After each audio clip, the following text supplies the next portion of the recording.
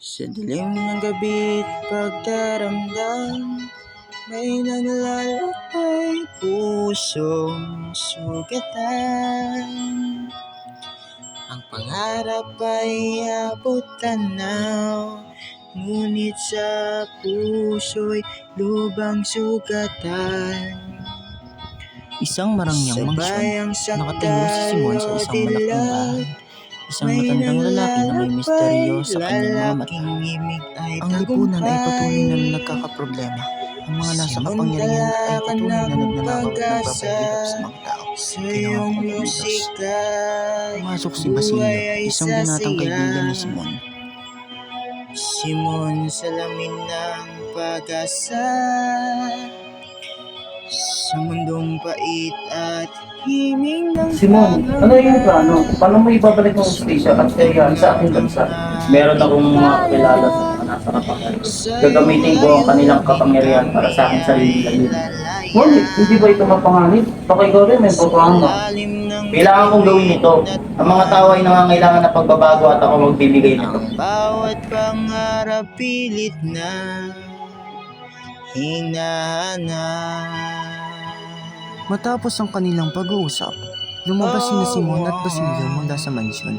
May misteryosong ngiti si Simon habang si Basilio ay nag-aalala sa mga nangyayari.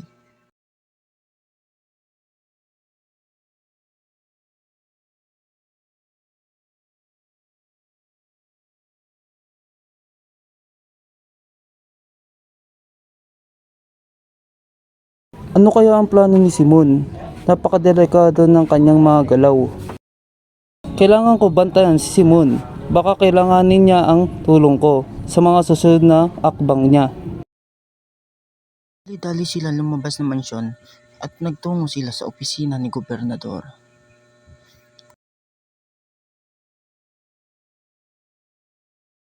Magandang araw, Gobernador. Meron ako isang mungkahi para sa iyo. Opo ka, Simon. Naiwan namin muna kaya. Ano yun, Simon? Meron akong plano pang matutas ang problema sa atin. Ngunit kailangan ko ng iyong tulong. Ano yung plano? Hayaan mo ipakita ko sa iyo.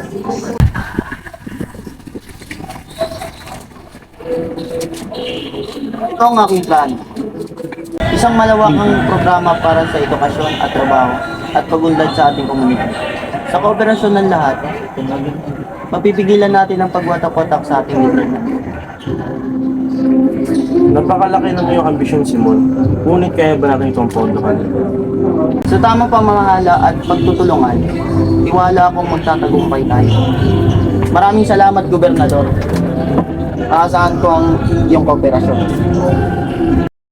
Sa gilid ng kalsada, nakatayo si Simon habang nagmamasid sa mga taong naglalakad sa kalsada.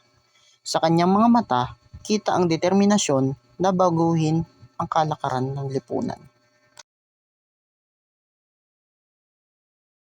Ang oras na para sa pagbabago ay dumating na. Muli si Simon sa kanyang misyon, handang harapin ang anumang pagsubok na darating sa kanyang dadaanan patungo sa pag-asa ng bayan. Ng plaza si Simon, makikipag-usap sa mga ordinaryong mamamayan ng bayan. May kasamang galak at pag-asa ang kanyang boses habang hinahamon ng mga tao na makipag-isa sa pagbabago. Kapatid, hindi na tayo dapat magpatuloy sa pagdurusa. Tayo ang magbibigay buhay sa bagong simula. Ang pagbabago ay nasa ating mga kamay. Ang panahon ng pagbabago ay dumating na. Ito ang simula ng bagong Pilipinas, kung saan ang katarungan at kalayaan ay maghahari. Sa tulong ng bawat isa at sa gabay ni Simon, magtatagumpay tayo sa pagharap ng anumang hamon. Ang mga tao ay nag-aalab sa kanilang pag-asa, nagmamasid sa kinabukasan na kanilang pinapangarap. Sa ilalim ng mga bituin, nagsimula silang maglakad patungo sa kinabukasan ng kanilang inaasam. Habang naglalakad silang papasok sa Malacanang, naiwan si Basilio sa labas. Nagmamasid sa mga pangyayari, may pag-aalala sa kanyang muka na tila ba may bagabag sa kanyang puso.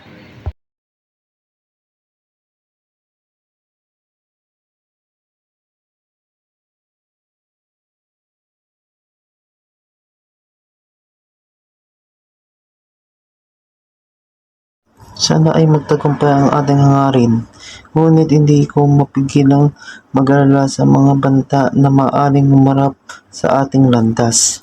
Kailangan kong maging matapang. Kailangan nating ipaglabang ang ating mga pangarap kahit gaano pa ito kahirap. Napalakas ni Basilio ang loob at sumimangot ng desisyon na sumama sa mga kaibigan sa loob ng Malacanang. Handa siyang magsakripisyo para sa kabutihan ng lahat.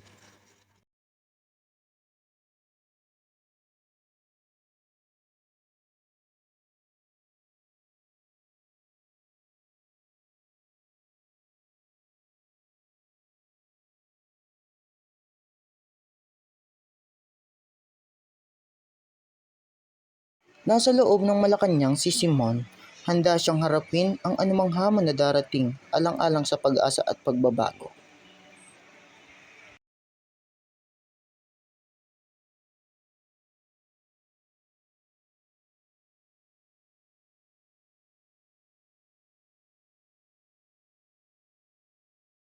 Ito na ang simula ng bagong yugto ng ating bansa.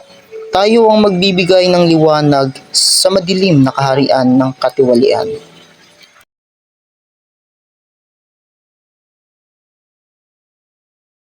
Ang lahat ay nagkaisa sa hangaring itinaguyod ang katarungan at kalayaan sa bansa.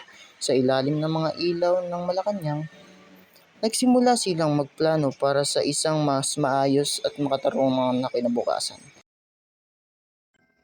Nagbibigay ang pelikulang ito ng pagsasanay sa mga isyu ng lipunan na hanggang ngayon ay nagpapatuloy. Pinapakita nito ang mga paralelismo sa mga pangyayaring noon at ang sa kasalukuyan. Nagbibigay ng kaalaman at kamalayan sa manonood tungkol sa mga tuloy-tuloy na isyu sa lipunan. Sa bayang sakdal o dilag, may naglalakbay, lalaking imig ay tagumpay. Simuntala ka ng pag-asa, sa iyong musika, buhay ay sasaya. Simon, salamin ng pag-asa, sa mundong pait at himig ng pangamba. Simon, tanglaw ng ating bayan, sa iyong layunin kami ay lalaya. Sa ilalim ng bituin at buwan, ang bawat pangarap pilit na hinahanap. Oh, oh.